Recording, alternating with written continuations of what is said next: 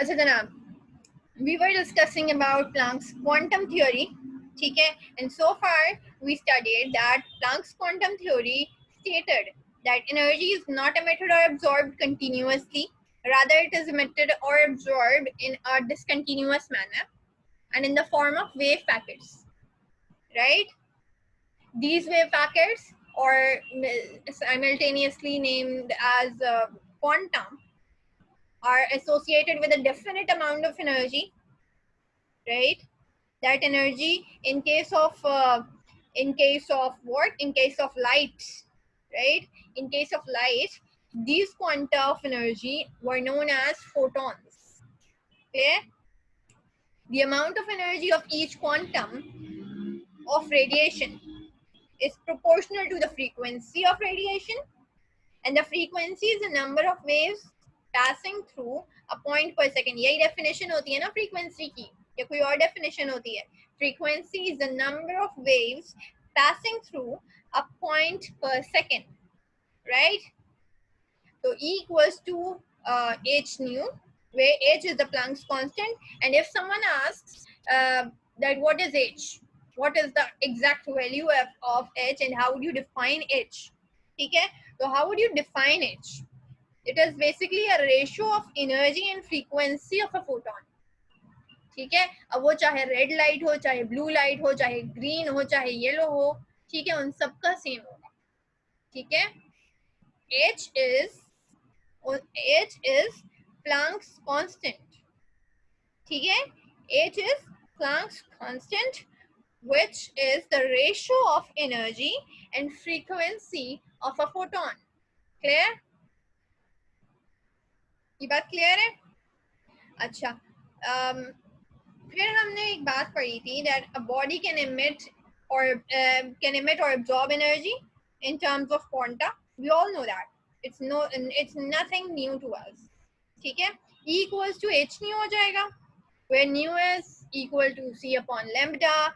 Nu is frequency, c is the speed of light, and lambda is the wavelength of a particular radiation. That radiation might be of red light, of yellow light, of blue light, or any of the lights, ठीक है, of any of the radiations. ठीक है, अच्छा, और wavelength क्या होती है? कौन बता रहा है वेवलेंथ की डेफिनेशन? आइए देखते हैं, ये कौन बहादुर बच्ची है जो मुझे वेवलेंथ की डेफिनेशन बता रही है? हफ्सा है? हफ्सा हसन, जरा बताइए वेवलेंथ की डेफिनेशन.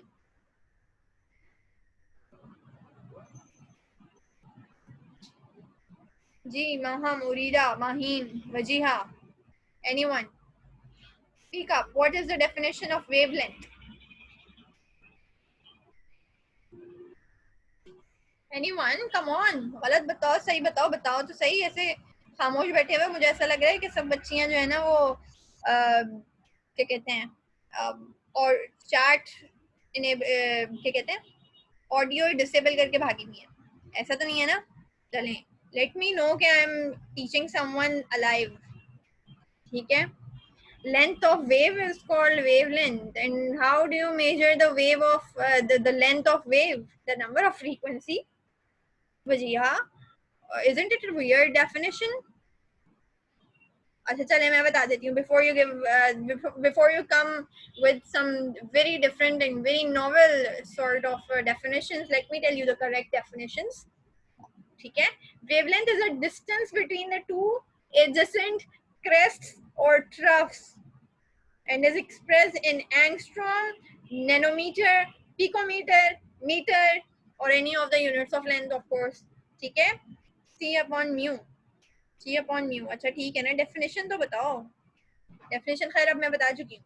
वेवलेंथ, माहीन आपकी डेफिनेशन ठीक थी, बट मतलब ठीक इन द सेंस मैं एग्जैक्टली ठीक नहीं कहूंगी, ठीक है, वरना गलत बात होगी. ठीक है, wavelength is the distance between two adjacent crests और ट्रफ्स. अब इनमें देखिए, ये है हमारी वेव. सॉरी, एक minute, clear all my drawings. ठीक है, ये कौन बना रहा है और ये क्या बना रहा है? ठीक है, यार ये मेरी जो ड्राइंग है ना जूम पे पता नहीं कब ठीक होगी, 2-4 सालों में शायद ठीक हो जाए। ये इस लेवल से इस लेवल तक का जो डिस्टेंस है, ठीक है, दैट इज वेवलेंथ, ठीक है, या इस लेवल से इस लेवल तक का जो डिस्टेंस है दैट इज कॉल्ड लैम्डा, ठीक है, राइट। ये क्या है,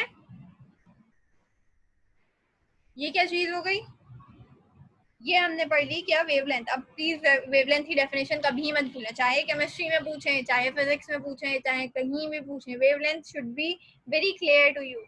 ये जो भी बच्चे शरारत कर रही है ना वो करना बंद करे, ठीक है, ताकि मैं फिर मैं ऐसा ना हो कि मुझे बंद करना पड़े सबको ये, ठीक है।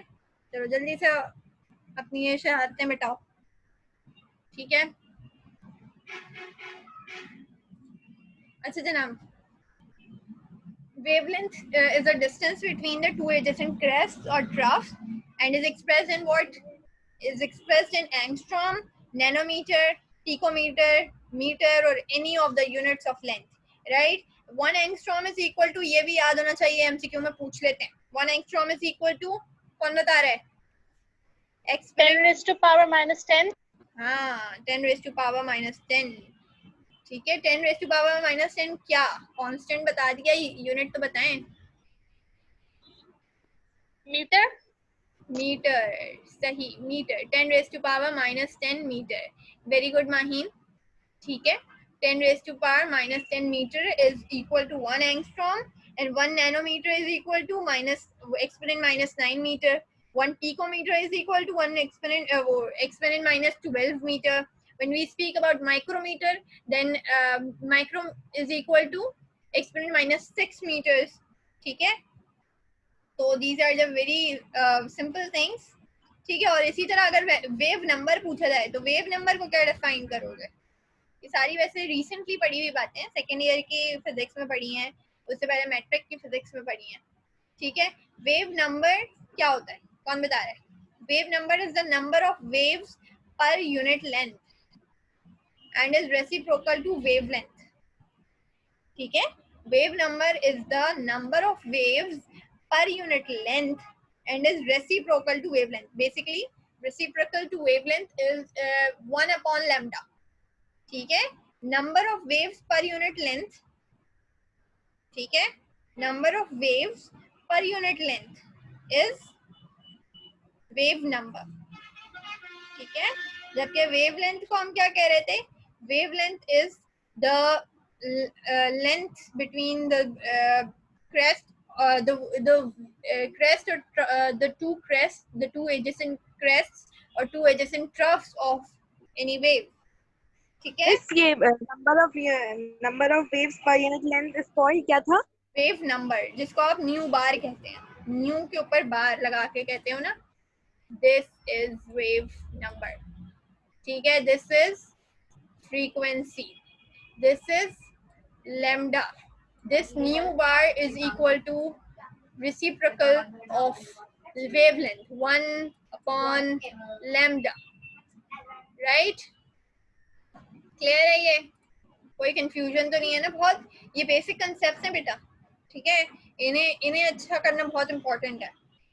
So the energy of a photon is related to its frequency, क्यों, क्योंकि हमने पढ़ा E is equal to what, E is equal to what, अब जल्दी से बताओ, मैं खुद भूल गई। E equals to, कैसे भूल जाएंगे, तो बहुत आसान सी बात है, E equals to h nu, इस फॉर्मूला से हमें पता चल रहा है कि E is related to nu यानी फ्रीक्वेंसी, ठीक है। Energy is related to frequency, right. E is simultaneously related to sorry, this is h, ठीक है, C upon lambda, and so we can say that E is also related to some way, in some way it is related to wavelength as well। यहाँ पे direct proportional का relation है, ठीक है, यानी कि जितनी ज्यादा एनर्जी बढ़ेगी, मतलब जिस तरह अगर एनर्जी बढ़ रही है तो ये भी बढ़ेगा, ठीक है, फ्रीक्वेंसी भी बढ़ेगी। लेकिन अगर लैम्डा कम होगा तो एनर्जी बढ़ेगी, ठीक है। Plus it is also related to what? It is also related to this way. See this. E is equal to H C और ये आ गया न्यू बार, राइट। यानी कि E is also related to what? Wave number, ठीक है। यानी अगर कोई आपसे पूछे, एक एमसीक्यू आता है आपके पास, energy of a photon is related to option A frequency, option B wavelength, option C wave number, option D is all of these, option E is none of these. So what would be your choice? Your choice All of should be these. all of these, right? क्योंकि energy of a photon depends on all of these: frequency, wavelength, as well as wave number. Clear? ठीक है। अब यहाँ से हमें पता चल रहा है कि greater the wave number of photons, greater is the energy associated with them. Lesser the wavelength, greater is the energy. और अगर इसको ऐसे भी देखो, ठीक है, ये अगर कंसेप्ट अपने जहन में रखो, ठीक है, अगर ये यूं जा रहा है, ठीक है, इसका मतलब एक जो अभी वेवलेंथ कम है, ठीक है, वेवलेंथ फॉर एग्जांपल इसके मुकाबले में कम है, ठीक है, इतने एरिया में, ठीक है, कितनी वेव्स चली गई? 1 2 3, जबकि यहाँ पे कितनी जा रही है? उससे बहुत कम जा रही है। 1 और 2, दूसरी पूरी भी नहीं गई है, बेसिकली 1, दूसरी पूरी भी नहीं जा रही, ठीक है, समझ आ रही है बात? This is how it makes a difference, ठीक है। इतने रीजन में जो है कितनी एनर्जी जा रही है, जहां पे वेवलेंथ ज्यादा हो जाएगी वहां पे वेव कम एंटर होंगी, वेव कम एंटर होंगी यानी वेव नंबर कम होगा, वेव नंबर कम होगा यानी एनर्जी कम पहुंची। समझ आ रही है? Energy moves in the form of wave, ठीक है। जब एनर्जी अगर जो है वेव कम पहुंच रही है, कहीं पे ट्रैवल कर रही थी, ठीक है, और वेव कम होके गई है, ठीक है, कम वेव नंबर है, तो इसका मतलब एनर्जी इधर कम पहुंचेगी, ऐसा ही है। तो खुद सोचो, वेव नंबर ज्यादा होगा तो एनर्जी ज्यादा होगी, वेव लेंथ ज्यादा होगी तो एनर्जी कम पहुंचेगी, क्योंकि वेव नंबर कम हो जाएगा, ठीक है। और फ्रीक्वेंसी क्या होती है? Frequency is what? Frequency is the number of waves passing through a point पर सेकेंड, ठीक है। पर सेकेंड के लेवल पे हम जब देखेंगे तो डेफिनेटली इतनी ही ये ड्यूरेशन इसकी, अगर 1 सेकेंड है, ठीक है, फॉर एग्जांपल ये 1 सेकेंड की ड्यूरेशन में ये इसने इतना ट्रेवल करना है, ठीक है, 1 सेकेंड की ड्यूरेशन में ये डिस्टेंस ट्रेवल करना है, तो इस डिस्टेंस को 2 वेव्स क्रॉस कर सकी, ठीक है, और यहाँ पे 3 वेव्स ने कम्प्लीटली क्रॉस कर लिया, ठीक है। बेसिकली ये थोड़ा सा अगर मैं तमीज से बनाती तो 4 हो जाती और ज्यादा क्लियर हो जाता, लेकिन बहरहाल समझ में आ रहा होगा मेरे ख्याल में, ठीक है, बातें क्लियर है? क्लास आई होप आज आप लोग एंजॉय कर रहे होंगे, ठीक है। कुछ चीजें आपको लर्निंग पॉइंट ऑफ व्यू से नहीं मिलेंगी आज की क्लास में, और कुछ याद करने के लिए हद से नहीं मिल रही होंगी। तो so far we have learned that the relationships of energy, frequency, wavelength, wave number about the photon of light are accepted by scientists and used by Bohr in his atomic model, ठीक है। और हमें जो topic आज पढ़ना था spectra के हवाले से, वहां पे रदरफोर्ड के मॉडल में और फिर बोहर के मॉडल में, ठीक है, they all believed that this theory was quite true. This theory gave a very good idea about the energy, ठीक है, about waves, ठीक है, and it cleared the minds of scientists about the movement of waves as in the form of packets of energy which he called as quantum, ठीक है, clear है वाली बात। अच्छा जनाब, थोड़ा सा टाइम हमारे पास उतना रहता नहीं है, वरना मैं अभी आपको स्पेक्ट्रोस्कोपी पे ही ले जाती, लेकिन आई होप कि आपको अभी तक की बातें क्लियर होंगी। ठीक है, अच्छा जनाब, थोड़ा सा आप लोगों का टेस्ट लिया जाए, कैसा रहेगा? अगर हमारे पास जितनी ड्यूरेशन है 5-10 मिनट की, 5-8 मिनट की है ड्यूरेशन हमारी क्लास टाइमिंग में। ठीक है, तो मैं आपका एक टेस्ट लेती हूँ छोटा सा। ठीक है, आज के टॉपिक से लें या पिछले टॉपिक से, ये बताएं, या आप लोगों की सवाबदीद पे छोड़ते हैं? आज के टॉपिक से लें, अदीना कह रही हैं। और कोई कुछ कहना चाहेगा? बोथ माहीन, आज उरीदा, आज का लगता है कुछ ज्यादा पक्का हो गया क्या है अफसा? ऐसी बात है क्या? अच्छा चले, ज्यादा वोट्स आए हैं आज के टॉपिक के हवाले से, लेकिन मैं ऐसा ही सरप्राइज टेस्ट किसी दिन लूंगी और उसमें वोट्स भी आ जाएंगे। ठीक है, तो be ready Maheen and everyone.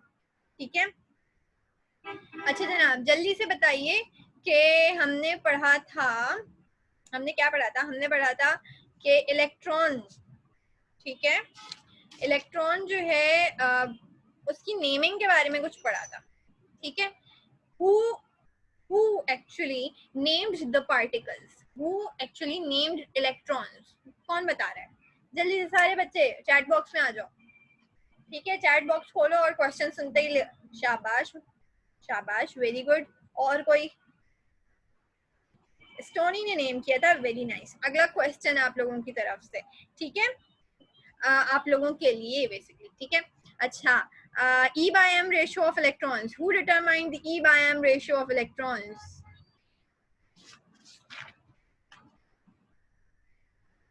अच्छा, कोई ये बताए, जे थॉमसन ने तो किया था मालूम, ये बताओ उस पूरे इंस्ट्रूमेंट का नाम वगैरह क्या था? याद है कुछ? क्या इंस्ट्रूमेंट यूज किया गया था?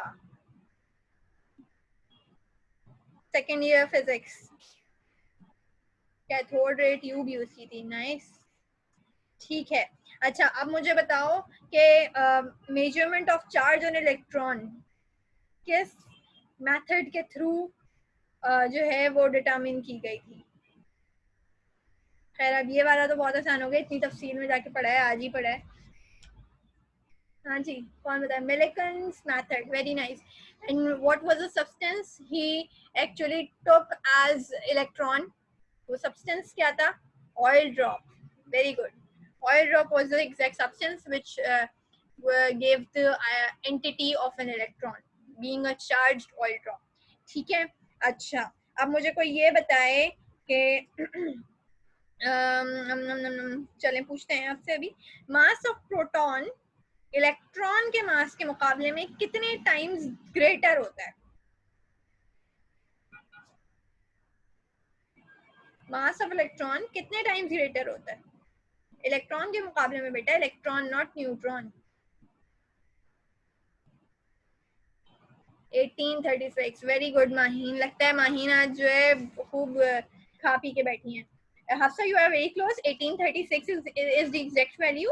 ठीक है, लेकिन 1800 ठीक है, I consider it very close. ठीक है, 1836 याद कर लो आप। ठीक है, very good Hafsa and very good Maheen. ठीक है, अंडा पराठा खाया था क्या शाम में? अच्छा, ये बताएं कि अच्छा, कैथोड रेज के अंदर क्या आयोनाइजिंग इफेक्ट होता है? Can they ionize gases cathode rays? Very good, French toast, I like this one. अच्छा रहता है, आप लोगों से अच्छे से डिस्कशन करते हैं तो चीजें याद भी रहती हैं। ठीक है, we make moments in classroom. ठीक है, अच्छा ये बताओ, कैथोड रेज जो होती हैं, do they ionize gases? Do they have the ability to ionize cathode rays? Cathode rays क्या होती हैं? Cathode rays were electron rays. ठीक है, electron, they were beam of electron formed in the cathode ray tubes. ठीक है, in the tubes. ठीक है, so did they have an ionizing capability? ये सवाल क्यों नहीं जवाब दे पा रहे हो? आयोनाइजिंग की कैपेबिलिटी थी तभी तो रिलीज किया उन्होंने गैसेस से सारे इलेक्ट्रॉन्स को। Of course they have ionizing capability.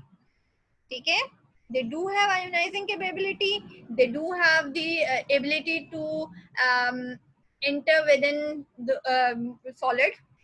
ठीक है, ये याद रखना. ओके, अच्छा जनाब. प्लस they can, मतलब cathode rays have the ability to pass through a thin metal foil. Remember, ये इन दोनों में पेनिट्रेटिंग कैपेबिलिटी भी है, पेनिट्रेटिंग इफेक्ट भी है, रिड्यूसिंग इफेक्ट भी है, आयोनाइजिंग इफेक्ट भी है कैथोड रेज में. ठीक है, प्लस फ्लोरेसेंस भी प्रोड्यूस करते हैं. They have the ability to cast a shadow when an opaque object is placed in their path. This tells that they always move in straight line. ठीक है, अब yes yes बोल रहे हो. अच्छा जनाब, और सवालात करते हैं, और सवालात आपके लिए लाते हैं. जरा इनाम नहीं रखा हुआ हमने. ठीक है, ना अफरोज की लॉन है, ना वो यूनिक की बाइक है. ठीक है, लेकिन बहरहाल इनाम के बगैर खेलते हैं आज. अच्छा जनाब, एक सवाल थोड़ा मुश्किल लेकर आते हैं ना. अच्छा ये बताएं, वो कौन सा चूंकि हमने अच्छे से पढ़ लिया था मिलिकन सॉइल ड्रॉप मेथड, तो मैं सोच रही हूँ पूछना चाहिए, वो कौन सा apparatus था in the Millikan soil drop method, ठीक है, जो कि हेल्प करता था ऑयल ड्रॉपलेट्स क्रिएट करने के लिए. उसका नाम बताओ. ये सवाल है. Atomizer. Urida very good. Hafsa very good. Maham very good. बहुत अच्छा रहा. अच्छा जनाब, एटमाइजर के बारे में भी बता दिया इन बच्चियों ने, तो अब मैं क्या करूं. सही. अच्छा मुझे बताएं, बड़ा आसान सा सवाल है, ई बाय एम रेशियो की वैल्यू बता दो. E by M ratio of electrons की वैल्यू बताएं.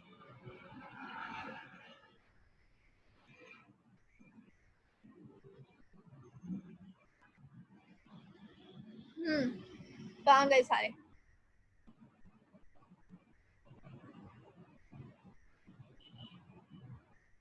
Right, 1.7588 exponent 11 kilogram coulombs per kilogram. मुझे वैल्यू के साथ बताया करो. Coulomb's per kilogram. ठीक है, इसका मतलब क्या हुआ. इसका मतलब ये हुआ कि अगर मैं 1 किलो इलेक्ट्रॉन ले रही हूँ, ठीक है, अगर मेरे पास 1 किलो इलेक्ट्रॉन कहीं से आ जाए, ठीक है, अगर मैं 1 किलो इलेक्ट्रॉन जमा कर लूँ, तो उसके अंदर कूलम कितने होंगे, चार्ज कितना होगा, उसके अंदर 1.7588 एक्सपोनेंट 11 चार्ज होगा. सही, इस बात का ये मतलब है. यानी 1 किलो इलेक्ट्रॉन अगर आपको कहीं से मिल जाए, दूध की दुकान से तो नहीं, सब्जी की दुकान पे शायद मिल जाए, 1 किलो इलेक्ट्रॉन तुलवा के लाना. ठीक है, 1 किलो इलेक्ट्रॉन के अंदर 1.7588 एक्सपोनेंट 11 कूलम्स मौजूद होंगे. ये है इस बात का मतलब. ठीक है, आप सोच लो. ठीक है, इतने सारे चार्ज अगर लेकर आओगे थैली में रख के, तो क्या हशर होना है. ठीक है. अच्छा, और सवाल करते हैं आपसे थोड़ा सा. रेडियो एक्टिविटी का फिनोमेना था एक. ठीक है, पढ़ा था ना रेडियो एक्टिविटी का फिनोमेना. ठीक है, रेडियो एक्टिविटी के फिनोमेना को सबसे पहले किसने डिस्कवर किया था. हमने उसका नाम पिछली क्लास में डिस्कस किया था, और उसने ये भी बताएं, जो बंदा ये बताएगा. नहीं बेटा, फैराडे नहीं. ठीक है, ये बताओ कि जिसने ये रेडियो एक्टिविटी का फिनोमेना 1895 में, चलो अब तो मैंने वो भी बता दिया. हाँ, शाबाश माहीन. ठीक है, फ्रेंच टोस्ट बहुत अच्छा काम कर रहे हैं. नेक्स्ट क्लास में सारे बच्चे फ्रेंच टोस्ट खा के आना. ठीक है, लेकिन ऐसा नहीं है, बाकी बच्चे जो फ्रेंच टोस्ट जिन्होंने नहीं खाया वो भी अच्छा परफॉर्म कर रहे हैं माशाल्लाह. हाँ, ये बताएं कि जिन्होंने ये हेनरी बैक्वेरेल साहब जो थे, इन्होंने किस सब्सटेंस में ये रेडियो एक्टिविटी का फिनोमेना जो है वो डिस्कवर किया था. Pitch blend. और पिच ब्लेंड क्या चीज थी, हमने डिस्कस किया था. हाँ, मिनरल था. वेरी गुड, मिनरल था. Very good. ठीक है, और ये बताएं कि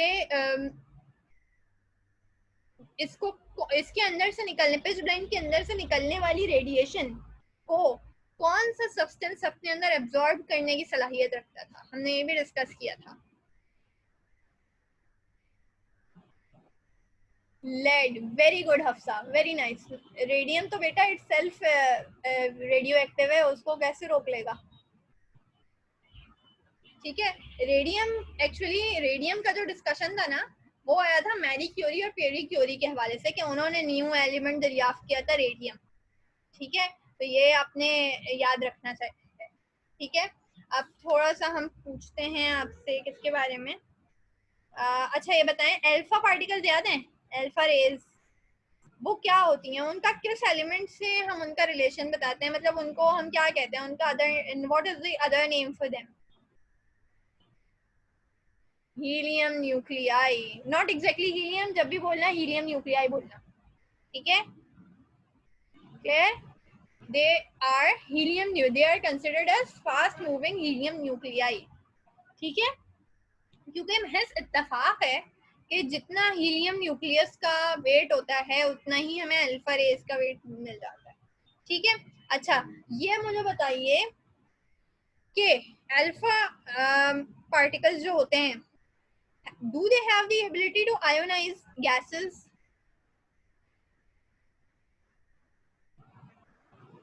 अल्फा रेज के अंदर ये एबिलिटी होती है आयोनाइज करने की गैसेस? नहीं, वहां देखो, alpha particle, beta particle, gamma rays. ठीक है, अब इनके अंदर जो एबिलिटी है, ठीक है, अल्फा पार्टिकल के बारे में फिलहाल बात करती हैं। अल्फा पार्टिकल के अंदर ये मूवमेंट जो है ना, ये जो आयोनाइजेशन होती है बहुत अच्छी मतलब हो सकती है। और ये कैसे होती है कि अल्फा पार्टिकल खुद कैसे हैं, पॉजिटिवली चार्ज। ठीक है, ये पॉजिटिवली चार्ज हैं, और जब ये पॉजिटिवली चार्ज हैं तो ये इलेक्ट्रॉन को अपनी तरफ अट्रैक्ट कर लेते हैं। अगर ये किसी गैस के अंदर से गुजरे हैं तो वो उसके अंदर मौजूद इलेक्ट्रॉन को अपनी तरफ अट्रैक्ट करेंगे, बाहर निकाल देंगे। और जब किसी गैस के अंदर से, किसी एटम के अंदर से इलेक्ट्रॉन बाहर आ गए तो क्या वो आयोनाइज नहीं हो जाएगी? वो आयोनाइज हो जाएगी। This means that alpha particles have an ability to ionize air.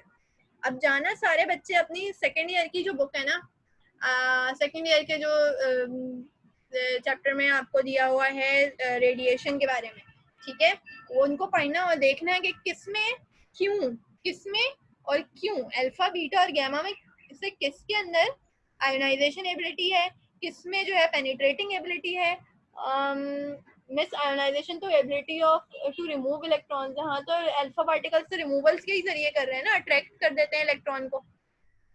Electrons को अट्रैक्ट करने की वजह से वो बाहर निकाल देते हैं, वो बाहर से खुद बाहर घूम रहे होंगे। ठीक है, ये समझो अल्फा पार्टिकल जो है वो घर के बाहर गलियों में घूमते हुए बच्चे हैं। ठीक है, जो शरारती बच्चे होते हैं ना वो हैं, और इलेक्ट्रॉन घर के अंदर घूमता फिरता जो है खिलंडरा बच्चा है, जिसको जो है जो जब अपने बाहर घूमते हुए देखता है अल्फा पार्टिकल्स को, ठीक है, तो उसका दिल चाहता है अब मैं भी इनके साथ बाहर निकल जाऊं। ठीक है, तो इस चक्कर में, अट्रैक्शन के चक्कर में वो बाहर निकल जाता है। या आपका फिजिक्स का एमसीक्यू है, खोल के देखना। ठीक है, फिजिक्स के चैप्टर में जब जाके देखोगी ना सेकेंड ईयर फिजिक्स में, वहां पे लिखा हुआ है कि दे आयोनाइज बाय अट्रैक्टिंग इलेक्ट्रॉन। ठीक है, बीटा रेज जो है वो किससे करती हैं, वो रिपल्सिव एबिलिटी रखती हैं। ठीक है, तो आपने ये सारे इनको इस तरह से अपने कंसेप्ट्स क्लियर करके, हमेशा बेटा आपको इस सिस्टम में रट्टा तो लगाना ही लगाना है। ठीक है, रट्टा भी लगाना है लेकिन अपने कंसेप्ट्स भी क्लियर करना है। ठीक है, डॉक्टर जब बच्चा बनता है ना, बिलीव मी, डॉक्टर आप सिर्फ रट्टा लगा के नहीं बन सकते, आपको कंसेप्ट्स भी अपने बनाने हैं, आपको अपना रट्टा भी लगाना है, आपको मेहनत हर लिहाज से करनी है। ठीक है, आपको हर लिहाज से मेहनत करनी है, अपने कॉन्सेप्ट बनाओ। ठीक है, ये 3 जुमले याद करना तो कोई मुश्किल बात नहीं होती, लेकिन अपना कॉन्सेप्ट इस बारे में क्लियर करना कि ये किस तरह से हुआ। ठीक है, ये बहुत इंपॉर्टेंट है जिसको बच्चे मिस करते हैं। ठीक है, और अगर आपने इस लेवल पे मिस, मेरा कॉलेज पीसीएचएस था बेटा, सही। अच्छा चले, अब हम जो है एक सवाल और करते हैं आपसे। नहीं अभी, क्या नहीं अभी और सवाल किए जाएं? अच्छा अभी, अच्छा ये पूछ रही हैं आपके, मैं अभी कौन से मेडिकल, मैं डाउ मेडिकल कॉलेज में हूँ। ठीक है, ओके चलें। अच्छा, अब मुझे बताएं कितनी बच्चियों ने बुक से रीडिंग कर ली है? इस चैप्टर की बुक से रीडिंग किस किस ने कर ली है, जल्दी से बताएं। क्या हुआ, किसी ने नहीं की क्या? इतने मायूस कौन जवाब नहीं दे। जवाब तो खैर अभी तक किसी ने दिया नहीं, जल्दी से बताएं भाई। इस चैप्टर की रीडिंग क्या किसी ने नहीं की? नो ही बोल दो, कोई खामोश बैठे हुए हो सारे।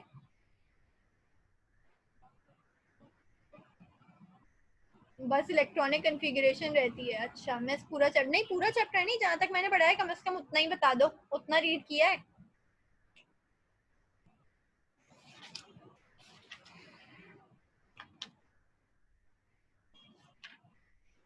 चलें अब नेक्स्ट क्लास में जब आप मुझसे मिलें तो ये चैप्टर अपनी हद तक अपनी कोशिश में पूरा रीड करके आइएगा, ठीक है? जिस कदर रीड कर सकें उतना रीड ज़रूर कर लीजिएगा, ठीक है? नेक्स्ट क्लास में हम स्पेक्ट्रोस्कोपी पढ़ेंगे इंशाल्लाह। मैं आपको प्लैंक्स क्वांटम थ्योरी पढ़ा चुकी हूँ और ये पढ़ाने का मकसद आपको यही है कि मैं आपकी स्पेक्ट्रोस्कोपी के हवाले से एक बेस बना दूँ अच्छी सी, ताकि आपको स्पेक्ट्रोस्कोपी के कॉन्सेप्ट जहन में बैठ जाएं, ठीक है?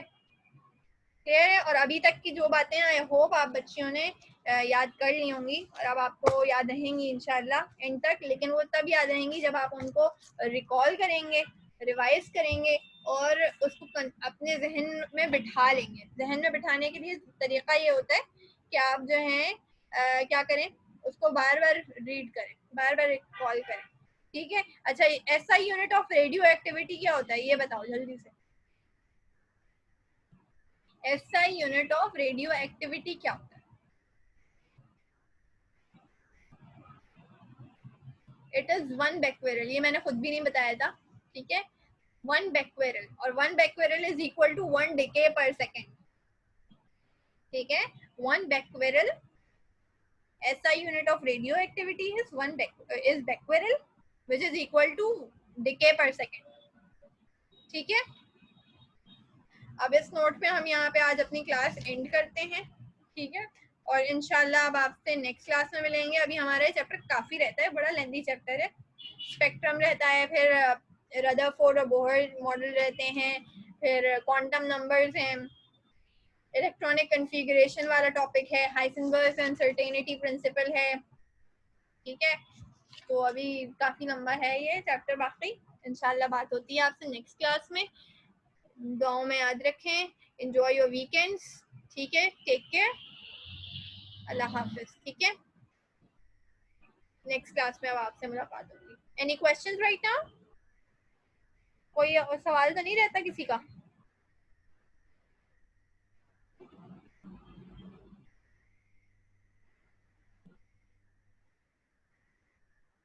किसी का कोई सवाल नहीं है? No questions at all? चलें जनाब, ओके। या तो सब समझ आ गया या कुछ भी समझ नहीं आया, इसका ये मतलब है ना? चलें, ये तो आगे पता चलेगा। अल्लाह ताला आप सबको कामयाब करे। Enjoy your weekends. Take care. Allah Hafiz. I'm leaving the meeting, ending it for you all. ठीक है? Allah Hafiz.